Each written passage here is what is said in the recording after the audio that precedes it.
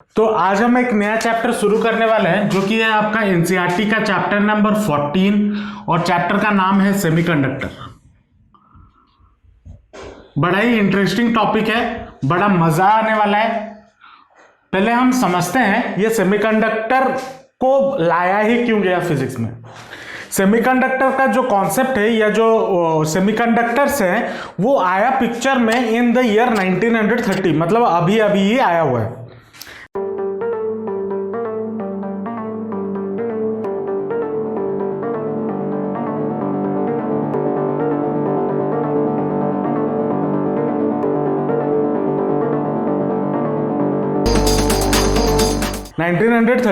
उससे पहले जब टेलीविजन्स वगैरह या कोई भी इलेक्ट्रिकल या इलेक्ट्रॉनिक्स इंस्ट्रूमेंट्स यूज होता था, अगर मैं एग्जांपल लूं टेलीविजन वगैरह का, टेलीविजन वगैरह में पहले वैक्यूम ट्यूब्स यूज हुआ करते थे। वैक्यूम ट्यूब्स या फिर उनको वाल्व्स भी बोलते थे, वैक्यूम वाल्व्स। अब क्या होता था, अगर तुम उस जमाने का टीवी, आजकल टीवी कितना पतला हो गया है, इतना इतना पतला हो गया है। उस जमाने का अगर टीवी तुम खोल के देखते तो लगता कि साला कोई रॉकेट का कोई इंजीनियरिंग उसके अंदर डाल दी है। उसमें क्या होता था, और ऊपर से वो ब्लैक एंड व्हाइट होता था, कलर्ड भी नहीं, और उसका साइज लगभग इतना बड़ा होता था। उसके पीछे ट्यूब्स लगे रहते थे, वैक्यूम ट्यूब्स ऐसे। और ये क्यों लगा रहता था, ताकि इधर से हम उसमें जब लाइट छोड़ रहे हैं तो इलेक्ट्रॉन्स इसमें से निकले और तरह तरह के लाइट निकल। बेसिकली आप जो टीवी देखते हो उसमें क्या होता है, एक इमेज फॉर्मेशन होता है, अलग अलग कलर के इमेज फॉर्म होते हैं जो आपके आंखों पे गिरते हैं तब आप देख पाते हो। तो उस टाइम पे वो करने के लिए हम लोग इस वैक्यूम ट्यूब का मदद लेते थे। 15 से 20 वैक्यूम ट्यूब्स टीवी के पीछे लगा रहता था, और जब इसको करंट में सप्लाई करते थे तो वहां से हमें इलेक्ट्रॉन्स निकलते थे, और इलेक्ट्रॉन्स निकलते थे और हमें तरह तरह के इमेजेस देखने को मिलते थे। ठीक है, अब उसमें दिक्कत क्या थी कि एक तो बहुत बड़ा है, साइज बहुत बड़ा हो जाता है, दूसरा वो कब खराब हो जाए कुछ भरोसा नहीं है। हो सकता है 2 दिन में खराब हो जाए, हो सकता है 2 साल लगे, हो सकता है 20 साल भी चल जाए। लेकिन वो जो 20 से 25 ट्यूब्स लगे रहते थे उसमें से अगर एक खराब हो गया तो बाकी कुछ नहीं चलेगा। तो उसको रिपेयरिंग शॉप में लेके जाना एक मुश्किल होता था, इतना बड़ा टीवी। और अगर टेक्नीशियन को बुला भी लो तो पूरा का पूरा सेट चेंज करवाना पड़ता था, या फिर अगर एक बल्ब भी चेंज करवा लो तो वो भी बहुत महंगा आता था। तो मतलब वो उतना रिलायबल सोर्स नहीं था। ठीक है, 1930s के अराउंड साइंटिस्टों के दिमाग में ऐसा चीज आया कि मैं कुछ ऐसा चीज निकाल दूं या हम कुछ ऐसा चीज इन्वेंट कर दें जिससे ये सब बल्ब का जो काम है वो निपट जाए, मतलब इसको हम रिप्लेस कर दें। तो उनके दिमाग में आया सेमीकंडक्टर की कहानी, क्या या फिर सॉलिड स्टेट्स की कहानी। ठीक है, आज के डेट में हम सेमीकंडक्टर का यूज मोस्टली हर जगह पे यूज करते हैं। जो आप हाथ में फोन पकड़े हुए हो या हाथ में जो फोन पकड़ते हो, जो लैपटॉप यूज करते हो, जो डेस्कटॉप यूज करते हो, कुछ भी कहीं पे भी चले जाओ उसमें सेमीकंडक्टर का भरपूर इस्तेमाल होता है। जो भी आप फोन वगैरह जो भी यूज करते हो उसमें भरपूर सेमीकंडक्टर्स का इस्तेमाल होता है। ठीक है, लेकिन आपके 12th लेवल में हम बेसिकली बहुत इंट्रोडक्शन वाला पार्ट पढ़ेंगे। इसमें जो यूज होता है, इसमें बहुत एडवांस चीजें हैं जो आप अगर हायर इंजीनियरिंग वगैरह में जाते हो तो वहां पे आपको सीखने को मिलेगा। लेकिन हम सेमीकंडक्टर का, मैं तो ये बोल रहा हूं, हम 0 लेवल भी नहीं पढ़ने वाले हैं 12th में सेमीकंडक्टर में जो हम लोग सीखेंगे। लेकिन सेमीकंडक्टर का इन्वेंशन एक बहुत ही रिवोल्यूशनरी चीज था हमारे फिजिक्स में या साइंस की दुनिया में, या फिर बोल सकते हो टेक्नोलॉजी के दुनिया में। ठीक है, अब सेमीकंडक्टर को ढूंढने के लिए ऐसा तो नहीं है कि पहले पता था कि सेमीकंडक्टर है लेकिन हम उसे यूज नहीं करेंगे, वाल्व्स को यूज करेंगे, ऐसा तो नहीं था। पहले उसका अंदाजा ही नहीं था हम लोगों को। तो पहले हम इस पे आते हैं कि ये ढूंढा कैसे गया सेमीकंडक्टर्स को। तो उसके लिए हमें क्या करना होगा, उसके लिए हमें करना होगा क्लासिफिकेशन ऑफ द मटेरियल्स। ठीक है, क्लासिफिकेशन ऑफ द मटेरियल्स में जो पहला टाइप ऑफ क्लासिफिकेशन, अब केमिस्ट्री में आप क्लासिफिकेशन क्यों करते हो? क्लासिफिकेशन क्यों करते हो? ताकि आपका पढ़ाई इजी हो जाए। पीरियोडिक टेबल में आप उसको सारे को क्लासिफाई करके अलग अलग लिखते हो ताकि आपका जो स्टडी है वो इजी हो जाए। वैसे ही फिजिक्स में भी हम क्लासिफिकेशन इसीलिए करते हैं ताकि हमारा जो स्टडी है वो आसानी से या इजीली हो जाए। तो पहला जो क्लासिफिकेशन हुआ वो हुआ on the basis of conductivity, या फिर बोल सकते हो resistivity. On the basis of conductivity और रेजिस्टिविटी। तो जो मेटल, अब इसको जब ऑन द बेसिस कोई भी मटेरियल को, जो भी मटेरियल्स थे उनको जब क्लासिफाई किया गया on the basis of conductivity and resistivity, तो उनको 3 कैटेगरी में डिवाइड किया गया। एक होता था मेटल, दूसरा होता था इंसुलेटर्स, या फिर हम बोल सकते हैं नॉन मेटल्स, तीसरा आ गया आपका सेमीकंडक्टर्स।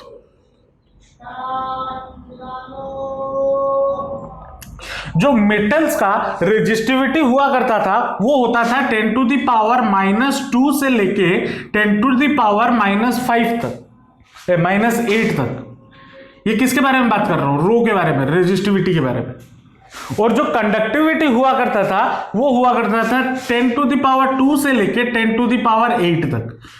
ये किसके बारे में बात कर रहा हूं? कंडक्टिविटी 1/रो, रेजिस्टिविटी का उल्टा। ठीक है। और जब इंसुलेटर के बारे में स्टडी किया गया तो इंसुलेटर का होता था लगभग 10 टू द पावर 11 से लेके 10 टू द पावर 19 तक रेजिस्टिविटी हुआ करता था। और जो कंडक्टिविटी हुआ करता था वो हुआ करता था 10 टू द पावर -14 से लेकर 10 टू द पावर -19 तक। ये उनका हुआ करता था। ठीक है। उसके बाद हमें एक तीसरा तरीके का मटेरियल मिला जिसको हमने नाम दिया सेमीकंडक्टर, और जिसका कंडक्टिविटी जिसका रेजिस्टिविटी 10 टू द पावर -5 से लेके 10 टू द पावर -8 तक था, और जिसका कंडक्टिविटी 10 टू द पावर 5 से लेके 10 टू द पावर 6 तक था। ठीक है। तो इसमें क्या देखा गया? मेटल्स में, अब मेटल्स में रेजिस्टिविटी कम है और कंडक्टिविटी ज्यादा है, मतलब इसमें जो चार्जेस होते थे वो आराम से फ्लो करके जा सकते थे। ठीक है। लेकिन प्रॉब्लम यह था कि हम मेटल में कंट्रोल नहीं कर सकते थे कि कितने चार्जेस जाएं, क्योंकि जब हम वैक्यूम ट्यूब्स यूज करते थे वहां पे हमें क्या चाहिए था? एक पर्टिकुलर जगह पे पर्टिकुलर अमाउंट ऑफ लाइट गिरे ताकि वो ब्लैक और व्हाइट का कलर का डिस्टिंक्शन आपको पता चल पाए। अगर एक के साथ हर जगह सारे इलेक्ट्रॉन्स गिर जाएंगे तो आपको तो लाइट के बारे में पता नहीं चलेगा, ये पिक्चर आपको बनेगा नहीं। समझ रहे हो या नहीं? अगर आप एक पिक्चर देखो, मान लो आप अपना पिक्चर बना रहे हो, यहां पे एक मान लो मैंगो बनाए, आपको पता कैसे चलेगा यहां पे मैंगो है? अगर ये वाला कलर डार्क होगा और ये वाला व्हाइट होगा, अगर ब्लैक एंड व्हाइट में बनाऊं, तो अगर ये ब्लैक होगा और बाउंड जो बैकग्राउंड है वो अगर व्हाइट होगा, तभी आपको पता चलेगा ये ब्लैक, ये क्या है? मैंगो है। लेकिन अगर मैं पूरा व्हाइट कर दूं या फिर पूरा ब्लैक कर दूं तो मुझे पता ही नहीं चलेगा। तो वाल्व्स क्या करते थे? वाल्व्स जिस जगह पे मुझे मैंगो चाहिए उस जगह पे लाइट भेजते नहीं थे, और जिस जगह पे मैंगो नहीं है उधर बहुत सारे लाइट भेज देते थे ताकि वहां पे बैकग्राउंड क्रिएट हो जाए। वाल्व्स का काम तो वही था। अब लेकिन क्या हम मेटल को यूज करके ऐसा कर सकते थे? नहीं, क्योंकि मेटल्स में जो नंबर ऑफ इलेक्ट्रॉन्स पास कर रहे हैं उस पर हमारा कोई कंट्रोल नहीं था। ठीक है। हम उसे कंट्रोल नहीं कर पाते थे, लेकिन इधर हम कंट्रोल कर पाते थे, तो मेटल से काम नहीं बना। इंसुलेटर या फिर नॉन मेटल्स को जब देखा गया, उसमें उसका जो रेजिस्टिविटी है वो बहुत हाई है। अब बहुत हाई है इसका मतलब उसमें से इलेक्ट्रॉन्स पास ही नहीं करेगा, तो अगर पास ही नहीं करेगा तो मुझे सारा अंधेरा ही दिखेगा। अगर मेटल यूज करते हैं सारा व्हाइट ही दिखेगा, क्योंकि सारे इलेक्ट्रॉन्स निकल जाएंगे। और अगर इंसुलेटर्स या नॉन मेटल से यूज करते हैं तो मुझे पूरा अंधेरा दिखेगा, क्योंकि कोई इलेक्ट्रॉन्स जा नहीं पाएगा। लेकिन उस टाइम पे जब ये डिस्कवरी चल रहा था, एक चीज और निकल के आया, सेमीकंडक्टर। सेमीकंडक्टर क्या है, ना ही वो ज्यादा कंडक्टिव है, ना ही उसका ज्यादा रेजिस्टिविटी है, ना ही उसका ज्यादा कंडक्टिविटी है। मतलब ये मेटल जितना इलेक्ट्रॉन पास कर सकता है उससे कम इलेक्ट्रॉन सेमीकंडक्टर से पास कर सकते थे, और इंसुलेटर से जितना कंडक्टर इलेक्ट्रॉन पास नहीं कर सकता था इसमें सेमीकंडक्टर में इंसुलेटर से ज्यादा इलेक्ट्रॉन पास करते थे। तो ये इन दोनों के बीच बीच में आया। तो साइंटिस्टों ने दिमाग लगाया कि हां, हम सेमीकंडक्टर्स को यूज करके कुछ खेल कर सकते हैं। ठीक है, तो ये क्लासिफिकेशन हुआ on the basis of conductivity and resistivity. उसके बाद जब ये क्लासिफिकेशन हो गया तो सेमीकंडक्टर को हम यूज कैसे करें, वहां पे बात आ जाती केमिस्ट्री की, कि हम तरह तरह का एलिमेंट्स मिला के देखते हैं कौन सा इलेक्ट्रॉन कहां जा पाता है या नहीं जा पाता है। तो वो बात आई। तो उसके बाद जो सेकेंड टाइप ऑफ क्लासिफिकेशन हुआ वो हुआ ऑन द बेसिस ऑफ क्या बोल सकते हैं, केमिकल प्रॉपर्टीज। ठीक है, ये लिख चुके। तो जो सेकेंड क्लासिफिकेशन हुआ, सेकेंड टाइप, वहां पे हमें दो मेटल्स मिले या दो मटेरियल मिले जिसको हम यूज करके सेमीकंडक्टर्स बना सकते थे। तो दो मेटल्स क्या क्या थे, एक था सिलिकॉन और दूसरा था जर्मेनियम। अब इससे भी कहीं एडवांस्ड मेटल्स आज के डेट में यूज होता है। सिर्फ सिलिकॉन और जर्मेनियम यूज नहीं होता, इससे बहुत एडवांस्ड यूज होते हैं। लेकिन आपके 12th लेवल में, जैसे मैंने बोला कि 12th में हम 0 लेवल का भी पढ़ाई नहीं कर रहे होंगे इसमें, तो जो स्टार्ट हुआ था, जिससे स्टार्ट हुआ था, हम उसी के बारे में पढ़ेंगे। तो सिलिकॉन और जर्मेनियम को लेके स्टार्ट हुआ। ठीक है, और स्टार्ट होने के बाद इसमें अब देखो सिलिकॉन और जर्मेनियम ही क्यों यूज किया गया। जो सिलिकॉन का एटॉमिक नंबर है वो कितना है, 14 है ना। तो कितना होगा, अगर ये न्यूक्लियस मान लो बाहर इधर हो जाएगा 2, फिर इधर 8, 2, 3, 4, 5, 6, 7, 8 और उसके बाहर बक 4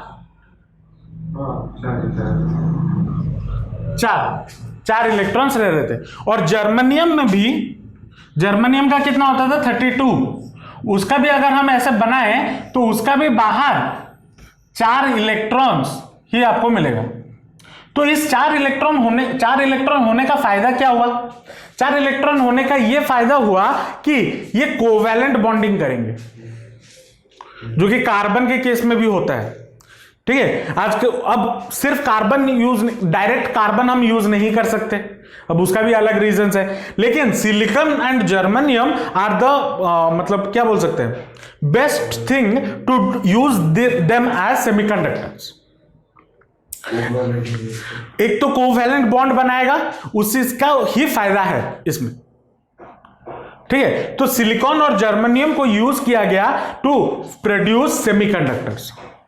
अब सिलिकॉन और जर्मेनियम में हम कैसे चूज करेंगे या फिर उसमें कैसे अब उसके बारे में बात करेंगे, लेकिन पहले ये क्लासिफिकेशन समझ लो। तो सिलिकॉन और जर्मेनियम, अब इसमें और भी बहुत सारे कंपाउंड्स हैं जो यूज होता है एज सेमीकंडक्टर्स। इसका एग्जांपल्स लिख लिया करो, कभी कभी एग्जाम में पूछ लेता है। ठीक है, सिलिकॉन और जर्मेनियम के अलावा और भी बहुत सारे कंपाउंड्स हैं जो हम यूज करते हैं फॉर एज सेमीकंडक्टर्स। जैसे इनऑर्गेनिक में एंथ्राकोन, और इनऑर्गेनिक में CDS, गैलियम आर्सेनिक, ये सब, और पॉलीमर्स में पॉलीरोल्स, पॉलीएनिलीन, ये सारे भी यूज होते हैं फॉर मेकिंग हमारा सेमीकंडक्टर्स। और ये इनका बेसिक नेचर, या अगर हम बेसिकली इसको क्यों यूज किया जाता है, क्योंकि एक तो साइज में बहुत छोटा होता है और हम जितना इलेक्ट्रॉन्स चाहें उसमें से पास करवाना, वो पास हो जाएगा। ठीक है, देखो जैसे फॉर एग्जांपल ये वीडियो शूट हो रहा है ये फोन में, ये क्या कर रहा होगा, बेसिकली उसके पीछे का जो मैकेनिज्म होगा वो क्या कर रहा होगा, लाइट आके मेरे चेहरे पे पड़ रहा है ना, मेरे चेहरे पे पड़ने के बाद वो एक इफेक्ट क्रिएट कर रहा है, वीडियो जो बन रहा है। अब मान लो लाइट मेरे पे गिर रहा है, अब देखो लाइट अगर मेरे पे गिर रहा है, अगर मैं यहां पे खड़ा ना रहूं, सारा का सारा लाइट उधर गिर रहा होगा, लेकिन अगर मैं यहां पे खड़ा हो जाता हूं तो जो लाइट मेरे पे गिर रहा है, कुछ लाइट मेरे पे गिर रहे हैं और रिफ्लेक्ट कर रहे हैं, और कुछ मेरे पे ना गिर के इधर आगे चला जा रहा है, और वही लाइट जो मेरे पे गिर रहा है वो पकड़ रहा है कैमरा, और कैमरा उसको पकड़ के एक इमेज प्रोसेस कर रहा है, इमेज प्रोसेस कर रहा है और उसको रख रहा है, और जब वीडियो बन रहा है वो हर एक इमेज को स्टोर करते हुए जा रहा है, और जब हम वो वीडियो प्ले करते हैं, वीडियो बेसिकली क्या होता है, बहुत सारे शॉट्स या बहुत सारे पिक्चर को एक कम सेकंड में वो चला रहा है, जिससे हमें पता चलता है कि कोई इंसान मूव कर रहा है। तो ये जो काम है जो कर रहा है फोन मेरा, लाइट मेरे पे गिरा और वो कैप्चर किया, वो कैसे इतना फास्ट पॉसिबल हो पा रहा है, क्योंकि पहला जो कैमरा हमारा बना था उसको एक फोटो लेने के लिए लगभग 7 या 8 घंटे लगे थे, मुझे उतना याद नहीं है, एक फोटो क्लिक करने में 7 या 8 घंटे लगे थे। लेकिन आज के डेट में एक सेकंड में हम करोड़ों या बोल सकते हो 50 से 60 फोटोज ले लेते हैं, 50 fps, 60 fps, 50 फ्रेम्स पर सेकेंड, 60 फ्रेम्स पर सेकेंड, 30 फ्रेम्स पर सेकेंड, और जो स्लो मोशन वाला होता है वो 20 फ्रेम्स पर सेकेंड, और जो हाई स्पीड वाला होता है वो होता है 100 फ्रेम्स पर सेकेंड। टिकटॉक पे होता है ना, मुजरा करते थे, स्लो मोशन में, हाई स्पीड में, स्पीड वेरिएशन, वो कैसे हो पा रहा था, एक सेकेंड में इतने फ्रेम्स चला दे रहे थे। अगर 100 फ्रेम एक सेकंड में 100 फ्रेम चला दिए तो वो हाई स्पीड बन गया, और एक सेकंड में अगर 10 फ्रेम चलाए तो वो स्लो मोशन हो गया। तो उन सब चीजों को प्रोसेस करने के लिए उसके अंदर सेमीकंडक्टर बैठा हुआ रहता है या आईसीज बैठे हुए होते हैं। सॉफ्टवेयर तो होता है, वो तो अलग बात है, लेकिन वो सॉफ्टवेयर को चलाने के लिए जो हार्डवेयर जरूरी है वो बनता है इन सेमीकंडक्टर से। सोच रहे हो सेमीकंडक्टर कहां कहां यूज होता है? पहले के जमाने में अगर तुम मतलब सोचो, जो पहला कंप्यूटर आया था, ठीक है, जो स्टोरिंग डिवाइस हुआ करता था, शायद 1 MB या समथिंग का, 1 MB मुझे जहां तक याद है, मुझे याद नहीं आ रहा ठीक से, एक रूम का साइज का एक डिस्क हुआ करता था, और उसमें हम 100 MB या 2 MB या 5 MB ऐसा कुछ स्टोर कर पाते थे। और आजकल जो हार्ड डिस्क आते हैं वो इतना होता है, सॉलिड स्टेट ड्राइव, और उसमें हम कई TB के डेटा स्टोर कर पाते हैं। तो वो सब चीजें रिवॉल्यूशनाइज कैसे हुआ? By the discovery of this semiconductors या फिर दिस मटेरियल्स। ये सारा रिवॉल्यूशनाइज हुआ टेक्नोलॉजी में, ठीक है। और भी बहुत सारे चीजें हैं, जैसे फॉर एग्जांपल पहले जब कंप्यूटर लॉन्च हुआ था, ठीक है, मुझे उतना याद है, मेरे टाइम पे P2 मशीन हुआ करता था, Pentium 2, Pentium 1, उससे मैं इतना भी पुराना नहीं हूं, लेकिन Pentium 3 मशीन जो मेरे साथ एक्सपीरियंस है, मैं जो Pentium 3 मशीन यूज करता था जब स्टार्टिंग में, उसमें जब रोड रेस में खेलता था ना, वो उतना खेल के भी मतलब मैं बहुत खुश हो जाता था। उसमें जो इंटरनेट चलता था, बस गूगल खोलने के लिए 5 मिनट लगते थे। लेकिन आज के डेट में एक कंप्यूटर जो प्रोसेस करता है, एक इतना बड़ा वीडियोस जो मैं एडिट करता हूं, जो प्रोसेसिंग पावर होता है, वो प्रोसेसर होता है इतना सा, लेकिन जो प्रोसेसिंग पावर उसका है वो बढ़ गया। और क्यों बढ़ गया? ड्यू टू यूजिंग ऑफ जो टेक्नोलॉजी इतना एडवांस हो गया है, या उससे हम उस प्रोसेसिंग को फास्ट कर पाते हैं। और टेक्नोलॉजी एडवांस कहां से हुआ? जो उसका शुरुआत कहां से हुआ? शुरुआत हुआ by the discovery of this semiconductors. समझ पा रहे हो या नहीं? अब इसी सेमीकंडक्टर में हम बात करेंगे एनर्जी लेवल्स की या एनर्जी बैंड्स की, कि कैसे हम अपने हिसाब से, जैसे मैंने बोला ना, मेटल्स में हम अपने हिसाब से इलेक्ट्रॉन्स को मूव नहीं करवा सकते, इंसुलेटर्स में तो वो होता ही नहीं है, लेकिन सेमीकंडक्टर में वो कैसे मूव करता है इलेक्ट्रॉन्स, कैसे हम अपने मन मर्जी से मूव करवा सकते हैं, उसको हम स्टडी करेंगे by studying the band energy concept. और उसके बारे में हम नेक्स्ट क्लास बात करेंगे, ये आई नहीं है, नहीं तो फिर वो पागल हो जाएगी उधर क्या पढ़ाया गया, ठीक है। तो बैंड एनर्जी के बारे में बात करेंगे उधर, ठीक है, तो ये बेसिकली आपका एक छोटा सा इंट्रोडक्शन था कि क्यों हमें सेमीकंडक्टर चाहिए, और अगर सेमीकंडक्टर ना होता तो आज उतना टेक्नोलॉजी एडवांस नहीं हो पाता, आज मैं तुम्हें लाइव पढ़ा नहीं पा रहा होता, और या फिर वीडियो रिकॉर्ड होके यूट्यूब पे नहीं जा पाता हो। ये सब हुआ है, उसका जो बेस है वो है सेमीकंडक्टर। क्योंकि सेमीकंडक्टर से बहुत सारा, ऐसा नहीं है सेमीकंडक्टर से पहले नहीं होता था, लेकिन उस दौरान जब जो मशीन्स होते थे, जो पहला कंप्यूटर था ऐसा रूम का 6-7 रूम मिला के एक कंप्यूटर था, बस एक कंप्यूटर का जगह इतना था। और आजकल कंप्यूटर हमारे बैग में आ जाते हैं लैपटॉप के फॉर्म में, और उससे पावरफुल मशीन्स तो हमारे फोन हो गए, इतने हाईटेक फोन्स आ गए हैं, लैपटॉप से छोटा फोन्स हो गया, और उससे भी हाईटेक्स हमारे आ गए हैं क्या, जो ये आईपैड, पैड वगैरह, टैबलेट्स, वो भी लैपटॉप या कंप्यूटर का काम कर लेते हैं। तो इतना टेक्नोलॉजी या इतना एडवांसमेंट कैसे हो पाया? ड्यू टू दिस सेमीकंडक्टर्स के बारे। और इसके बारे में जब पढ़ोगे तो इतना फैसिनेशन है, इतना इंटरेस्टिंग टॉपिक है कि मतलब मजा ही आ जाएगा कि कैसे ये डिस्कवरी हुआ। अगर इंटरेस्ट लेके, थोड़ा थ्योरेटिकल टॉपिक है लेकिन अगर इंटरेस्ट लेके पढ़ोगे तो मजा आ जाएगा कि कैसे हुआ सब, कैसे हम एक मेटल्स को कोई भी नॉन लिविंग, अब मैं तुम लोगों को बोलता हूं, तुम मेरा बात मानोगे ना मानोगे वो तो तुम्हारे ऊपर डिपेंड करता है, लेकिन मैं चाहूंगा कि जो मेटल में ये इलेक्ट्रॉन इधर से उधर जाए, ये इलेक्ट्रॉन उधर से इधर आए, वो मेरे हिसाब से चलेगा। मेरे हिसाब से चलेगा मतलब जब टीवी में स्क्रीन, जब सीन चेंज होते हैं, एक इंसान जाता है फिर एक सीन बनता है, जो ये देखे होगे डेली सोप्स में, अगर सास ने बहू को गाली कर दिया, या फिर जो रिएक्शन आता है डूम डूम, जो 3 बार आता है, ऐसे आता है ना, एक अच्छे सा म्यूजिक इफेक्ट, वो जो ट्रांजिशंस वगैरह होता है, इतना एडवांसमेंट इसी के वजह से ही तो होता है जो हम देखते हैं आजकल।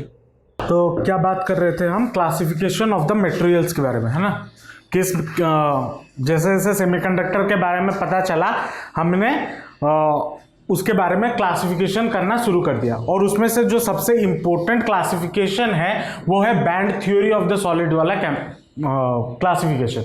अब इसमें देखो, मान लो हमने क्या लिया हुआ है, सिलिकॉन। सिलिकॉन के आउटर मोस्ट में कितने इलेक्ट्रॉन रहते हैं? 4 इलेक्ट्रॉन रहते हैं। अब ऐसा तो नहीं है कि एक ही एटम मिलता है, हमें बहुत सारे एटम्स मिलते हैं एक साथ, जिसको हम क्रिस्टल्स बोलते हैं, है ना। एक ही एटम थोड़ी एग्जिस्ट करता है, बहुत सारे एटम्स एक साथ मिलके रहते हैं। तो अब मान लो ये दोनों, इसका 4 बॉन्ड है, 4 इलेक्ट्रॉन है, और उसके पास और एक सिलिकॉन है जिसका भी 4 बॉन्ड है। तो ये स्टेबल रहने के लिए ये क्या करते हैं, ये इलेक्ट्रॉन्स को शेयर करते हैं, या फिर बोल सकते हो कोवैलेंट बॉन्डिंग करते हैं, ठीक है ना। इसके बारे में बात किए थे। और कोवैलेंट बॉन्डिंग का मतलब क्या होता है, ये जो इलेक्ट्रॉन है, इसको थोड़ा फिजिक्स के पॉइंट ऑफ व्यू से समझना, ये जो इलेक्ट्रॉन है ये इसके चारों ओर भी घूमेगा। मान लो मैं फॉर एग्जांपल यही इलेक्ट्रॉन के बारे में बात कर रहा हूं, ये जो इलेक्ट्रॉन है ये इसके चारों ओर भी घूमेगा, प्लस इसके चारों ओर भी घूमेगा, ऐसे करते करते जाएगा, ऐसे घूमता जाएगा, है ना, घूमते हुए जाएंगे, तभी जाके इसके लिए भी 8 इलेक्ट्रॉन्स होंगे और इसके लिए भी 8 इलेक्ट्रॉन्स होंगे, है ना। अब बात आते हैं बैंड थ्योरी की। जब बोर साहब का पोस्टुलेट्स निकला, बोर साहब के ने बोला, वहां पे हमने एनर्जी बैंड्स के बारे में बात की थी, या फिर आप केमिस्ट्री में भी पढ़े होंगे, जहां पे आपको पी स्टेट, एस स्टेट, ये सब पढ़े होंगे ना, PS ये सब पढ़े हो, उसी के बारे में थोड़ा चर्चा करेंगे। मान लो लेट हमारे पास कितने सिलिकॉन के एटम्स है, मान लो टोटल नंबर ऑफ एटम्स है n, है ना, n एटम्स है, तो total number of electrons in the outermost shell कितना हो जाएगा? 4 into n, क्योंकि बाहर एक एटम के बाहर 4 इलेक्ट्रॉन्स हैं, तो पूरे एटम में कितने नंबर, अगर n नंबर ऑफ एटम्स में कितने इलेक्ट्रॉन्स हो जाएंगे जो सिर्फ बाहर ऑर्बिट में होंगे? 4 into n। और टोटल सिलिकॉन में कितने स्टेट्स होते हैं? 8 स्टेट्स होते हैं, 2sk और 2sk और 6pk, होते हैं ना, केमिस्ट्री में पढ़े होगे। तो टोटल कितने स्टेट्स हो गए? 8 स्टेट्स हो गए। अब इसका जब हमने बैंड थ्योरी में देखा, अब इसमें क्या देखा गया इसको जरा समझते हैं। मान लो यहां पे मैंने क्या किया, एक दो एटम्स को रखे, यहां पे लिखा हुआ है देखो एज्यूम्ड स्पेसिंग। एज्यूम्ड स्पेसिंग का मतलब मैंने ये मान के चला दो एटम्स को मैंने बहुत दूर दूर रखा। अगर दो एटम को मैं पास पास रखता हूं, इसमें कई तरीके के फोर्सेस लगेंगे, कई तरीके के फोर्सेस लगेंगे। मतलब ये पॉजिटिव है, ये भी पॉजिटिव है, इनके ऊपर फोर्स लगेगा। ये इलेक्ट्रॉन नेगेटिव है, ये पॉजिटिव है, इनके ऊपर भी फोर्स लग रहा होगा। तो मैं ये मान के चल रहा हूं पहले केस में जब वो एज्यूम्ड स्पेसिंग में है, मतलब बहुत दूर दूर है, और अगर बहुत दूर दूर है तब कोई भी एक्सटर्नल फोर्स उस पर नहीं लग रहा हो, ठीक है। और एक्सटर्नल फोर्स का मतलब क्या हो गया, कोई एक्सटर्नल एटम या न्यूक्लियन पार्टिकल उस पर कोई फोर्स दूसरे एटम पे नहीं लगा रहा होगा। जब वो दूर दूर होंगे तब इसमें दो स्टेट्स, एक आएगा पी ब्लॉक, पी आएगा, और एक एस आएगा। एस में कितने इलेक्ट्रॉन्स होंगे? 2n इलेक्ट्रॉन्स होंगे, और पी में भी 2n इलेक्ट्रॉन्स होंगे, और पी में 6n स्टेट्स होगा, और एस में 2n स्टेट्स होगा, है ना। अब जब इसको मैंने क्या किया, दो एटम्स को पास लाया। अब जब ऐसे दूर दूर रखे हुए थे तब तो वो स्टेबल कंडीशन में थे, लेकिन जब मैं इसको धीरे धीरे पास लाया तो इनके एनर्जी गैप्स में चेंजेस आने लगे, ठीक है। मैंने जब इनको मान लो पहले इतने दूरी पे थे, इतने दूरी पे थे, मैंने इनको थोड़ा पास लाया। जब थोड़ा पास लाया तब उसमें एनर्जी बैंड्स में चेंजेस आने शुरू हो गए। कैसे चेंजेस आने लगे? इसमें से एक बैंड गया ऊपर और एक बैंड गया नीचे। किसमें से? पी स्टेट्स में से। और एस में से भी एक गया ऊपर, दूसरा गया नीचे। अब जब इसको मैं और नजदीक ले आया, मतलब पहले इतना था, फिर इतना लाया, फिर इसको इतना पास लाया, जब इसको और पास लाया तब क्या देखा गया, इसका जो ग्राफ है ये ऊपर बढ़ना शुरू हो गया, इंक्रीज होना लग गया, और ये और डिक्रीज होना शुरू हो गया। और इसके लिए भी यहां से इंक्रीज होना शुरू हुआ और यहां से फिर से डिक्रीज होना शुरू हो गया। अब जब इसको और पास लाए, और पास लाके मतलब पूरा चिपका दिए, जब क्रिस्टल स्टेट में जब आ गया, जब क्रिस्टल स्टेट में आ गया तब क्या देखा गया, इधर से जो पी स्टेट का एनर्जी बैंड है वो फिर से ऊपर जाने लगा, और जो एस स्टेट है वो तो नीचे था ही, मतलब फिर से ऊपर इंक्रीज करने लगा। और इसमें क्या देखा गया कि यहां पे एक गैप, यहां पे एक बैंड प्रोड्यूस हुआ, और यहां पे ऊपर एक बैंड प्रोड्यूस हुआ। और जब नीचे बैंड प्रोड्यूस हुआ, यहां पे देखा गया 4n स्टेट्स थे और 4 इलेक्ट्रॉन्स थे, और ऊपर क्या दिखा गया, वही 4n स्टेट्स थे लेकिन 0 इलेक्ट्रॉन्स थे। और इनके बीच में एक गैप हमें मिल गया, एनर्जी गैप, जिसको हम Eg से रिप्रेजेंट करते हैं। और यही Eg का ही सारा खेल है। अब समझेंगे क्या खेल है, ठीक है। ये पूरा Eg का खेल है। अब देखो, अगर मुझे कोई भी इलेक्ट्रॉन पास करवाना या चार्ज मूव करवाना है या फिर कंडक्ट करवाना है तो क्या होता है, मान लो एक इलेक्ट्रॉन है, इलेक्ट्रॉन को एक जगह से दूसरे जगह मूव करवाने के लिए मैं क्या करूंगा, इस तरफ उसे लॉलीपॉप दिखाऊंगा। लॉलीपॉप मतलब पॉजिटिव प्लेट रखूंगा, तभी इलेक्ट्रॉन यहां से यहां मूव करेगा ना। इलेक्ट्रॉन जब मूव करना चाहिए फॉर ए कंडक्टर, लेकिन अगर यहां पे आपके पास भरा पड़ा हुआ है इलेक्ट्रॉन और यहां पे आपको एक गैप मिल रहा है, तो इलेक्ट्रॉन यहां से यहां जंप तो नहीं कर पाएगा। जंप करवाने के लिए, क्यों जंप नहीं कर पाएगा, अब इधर इस डायग्राम पे आ जाते हैं। अब ये आराम से दोनों के लिए घूम रहा है इलेक्ट्रॉन। अब इसको मैंने पॉजिटिव प्लेट यहां पे एक रख दिया, और जब पॉजिटिव प्लेट रखा, ये इलेक्ट्रॉन इसको छोड़ के, ये घूमना छोड़ के इसके पास आना चाहिए ना। तो इधर आएगा कब, जब वो इस एनर्जी गैप को क्या बोले, एनर्जी गैप को जंप करके दूसरी तरफ चला जाएगा। तब अगर यहां पे, अब देखो यहां पे 0 इलेक्ट्रॉन है, यहां पे 4 इलेक्ट्रॉन है, 4n इलेक्ट्रॉन्स है, जब इसको जंप करेगा यहां पे एक इलेक्ट्रॉन ऐड हो जाएगा, और एक इलेक्ट्रॉन जब ऐड हो जाएगा तो इलेक्ट्रॉन का मूवमेंट शुरू हो जाएगा। लेकिन सेमीकंडक्टर में ऐसा नहीं हुआ। जब ये बैंड थ्योरी या बैंड ग्राफ जो एनालिसिस है उसको किया गया, वैसा नहीं हो रहा था। लेकिन इसमें बहुत सारे और भी बहुत सारे बातें हैं जिसके बारे में हम बात करेंगे पहले, लेकिन क्लासिफिकेशन में आ जाते हैं। तो इसी के बेसिस में कंडक्टर्स, इंसुलेटर और जो सेमीकंडक्टर है उनको क्लासिफाई किया गया। ठीक है, उसको क्लासिफाई किया गया। और उसको जब क्लासिफाई किया गया तो एक छोटा सा ग्राफ दिखा देता हूं मैं तुम्हें। इसमें जो इंपॉर्टेंट चीज है या जो फिर समझने वाली बात है, इसको ग्राफिकली ऐसे रिप्रेजेंट किया गया। यहां पे एक बैंड रखा गया जहां पे आपके पास 4 4n इलेक्ट्रॉन्स थे। ठीक है, अब 4n इलेक्ट्रॉन्स मतलब वो बैलेंस कंडीशन में है ना, वैलेंसी उनका पूरा ठीक ठाक है, कोई हिला हुआ नहीं है। तो इस वाले बैंड को हमने नाम दे दिया वैलेंस बैंड। क्या नाम दे दिया? Valence band. और यहां पे और एक बैंड भी देखा गया जो ऊपर की तरफ है, जहां पे कोई भी 0 इलेक्ट्रॉन्स है। अब लेकिन अगर यहां से इलेक्ट्रॉन कूद के इधर आ जाएगा, तब यहां पे इलेक्ट्रॉन की संख्या बढ़ेगी। मतलब इससे हम पता कर सकते हैं कि इलेक्ट्रॉन्स मूव कर रहा है या नहीं कर रहा है। तो इसको, इस बैंड को हमने नाम दे दिया कंडक्शन बैंड। क्या नाम दे दिया? Conduction band.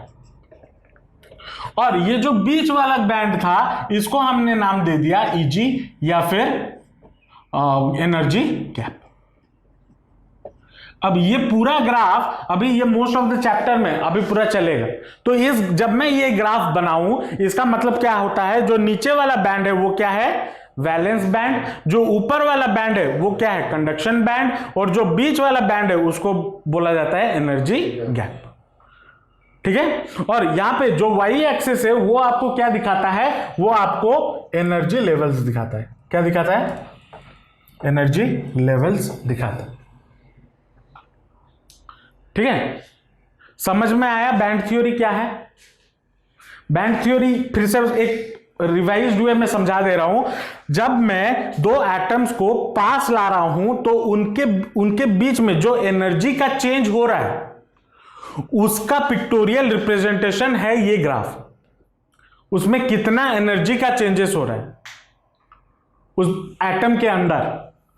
ठीक है, और इलेक्ट्रॉन्स जब मूव कर रहे हैं या ना कर रहे हो, उसमें जो जब मैं उसको पास लेते जाऊंगा due to this other forces, उसमें क्या क्या एनर्जी बैंड्स में चेंजेस आ रहे हैं। हालांकि टोटल एनर्जी कंजर्व होता है, लेकिन अब मान लो आपके अंदर एनर्जी कंजर्व्ड है, लेकिन आप जितना खाओगे उतना एनर्जी ही तो प्रोड्यूस करोगे। एनर्जी इसके अंदर कंजर्व्ड है, लेकिन कभी कभी ये क्या हो जाता है? रीडिस्ट्रीब्यूट होना शुरू कर देता है ऑन द बेसिस ऑफ वो कितना नजदीक है। ठीक है, तो इस ग्राफ को बना लो। इसी के बेसिस पे हम कंडक्टर, सेमीकंडक्टर और इंसुलेटर को डिफरेंशिएट करेंगे। तो अभी हमने बात किया एनर्जी बैंड के ऊपर। ठीक है, एनर्जी बैंड को समझा। अब उसके बेसिस पे इंसुलेटर्स, सेमीकंडक्टर्स और कंडक्टर्स कैसे डिस्टिंग्विश किया जाता है उसके बारे में समझते हैं। जो इंसुलेटर होता है, इंसुलेटर का जो एनर्जी गैप है वो होता है लगभग 3 इलेक्ट्रॉन वोल्ट से ज्यादा। अब इस चीज को समझना, अगर मान लो मैं एक लकड़ी लेता हूं, इंसुलेटर है, अब उसमें मैं ये एनर्जी गैप को कम कैसे कर सकता हूं? यहां से एक इलेक्ट्रॉन को कूदा के यहां पे एक बैंड से दूसरे बैंड, अगर इलेक्ट्रॉन कूद के चला गया तभी हमारा कंडक्शन पॉसिबल है ना। तो कूदने के लिए इलेक्ट्रॉन को यहां से यहां जाने के लिए क्या करना होगा? उसको एनर्जी देना होगा। अब एनर्जी हम कैसे दे सकते हैं? Thermal energy, one of the cheapest source of energy, thermal energy दे देते हैं। तो थर्मल एनर्जी में जब दूंगा, उस एटम को, मान लो लकड़ी को मैं गर्म करता हूं, तो उसमें जो इलेक्ट्रॉन्स होंगे वो कूदने की कोशिश करेंगे, लेकिन वो कूद के यहां से यहां तक नहीं जा पाएंगे। क्यों नहीं जा पाएंगे? जब तक मैं उसको इतना एनर्जी प्रोवाइड करूंगा वो लकड़ी जल के राख हो गया होगा। अब जल गया है तो वो कूदेगा कहां से? इसीलिए इंसुलेटर्स में जो एनर्जी गैप का बैंड होता है वो बहुत ज्यादा होता है, और वहां पे उसको इलेक्ट्रॉन जंप करना इंपॉसिबल है। ठीक है, तो ये आपका इंसुलेटर का एक कंडक्शन बैंड ग्राफ हो गया। अब इसमें जो कंडक्शन बैंड होता है वो क्या होता है, एम्प्टी होता है, मतलब इसमें कोई भी इलेक्ट्रॉन नहीं होता। ठीक है, और जो वैलेंस बैंड होता है उसमें इलेक्ट्रॉन भरा पड़ा हुआ है। अब इसको अगर मैं इंसुलेटर को कंडक्टर में कन्वर्ट करना चाहूं तो क्या करूंगा, इलेक्ट्रॉन को यहां से निकाल के यहां तक छोड़ दूंगा। अगर यहां पे इलेक्ट्रॉन पहुंच गया तो कंडक्शन होना शुरू हो जाएगा, लेकिन उतना करने के लिए मुझे जितना एनर्जी चाहिए, जितना एनर्जी मैं प्रोवाइड करूंगा, उतना एनर्जी देते देते वो मटेरियल या वो सब्सटेंस खत्म हो जाएगा। इसीलिए उसको हम इंसुलेटर्स बोलते हैं। ठीक है, इनका जो ईजी है या एनर्जी गैप है वो 3 इलेक्ट्रॉन वोल्ट से ज्यादा होता है जनरली। अब आते हैं सेमीकंडक्टर पे। सेमीकंडक्टर में जो वैलेंस बैंड होता है और जो कंडक्शन बैंड होता है वो पार्शियली फिल्ड होता है। अब पार्शियली फिल्ड होता है का मतलब यहां पे कुछ इलेक्ट्रॉन्स होते हैं और यहां पे कुछ इलेक्ट्रॉन्स होते हैं, और उनके बीच में जो एनर्जी गैप का बैंड है वो 3 इलेक्ट्रॉन वोल्ट से कम होता है। तो अगर मैं इसको थोड़ा एनर्जी देता हूं तो यहां से इलेक्ट्रॉन कूद के इस वाले बैंड पे आ जाएंगे, तो वो कंडक्टर की तरह काम करने लगेंगे। मतलब अब अगर मैं एक सिलिकॉन को लेता हूं और उसको गर्म करता हूं तो उसमें से इलेक्ट्रॉन निकल के बाहर निकल जाएगा। उसके बारे में भी हम बात करेंगे, लेकिन नेक्स्ट क्लास, जहां पे हम इंट्रिंसिक और एक्सट्रिंसिक सेमीकंडक्टर्स के बारे में पढ़ेंगे। ठीक है, लेकिन पहले हम क्लासिफिकेशन को अच्छे से समझते हैं। तो जो सेमीकंडक्टर होता है, सेमीकंडक्टर में से इलेक्ट्रॉन एक बैंड से दूसरे बैंड पे जाने के लिए आसान होता है, या फिर मैं अगर उतना एनर्जी प्रोवाइड करता हूं तो इलेक्ट्रॉन्स कूद के आराम से चले जाते हैं। ठीक है, तो एनर्जी गैप जो होता है फॉर सेमीकंडक्टर वो होता है लेस देन 3 इलेक्ट्रॉन वोल्ट। और यहां पे possible to give thermal energy so that electron can jump to the conduction band. कहां से जंप करेगा, वैलेंस बैंड से जंप करके कंडक्शन बैंड पे चला जाएगा, तो वो कंडक्टर की तरह काम करेगा। और अगर मैं उसको उसमें से एनर्जी निकाल लूं, जैसे मैं एनर्जी दिया तब यहां से इलेक्ट्रॉन गया इधर, तो वो कंडक्टर की तरह काम करने लगा।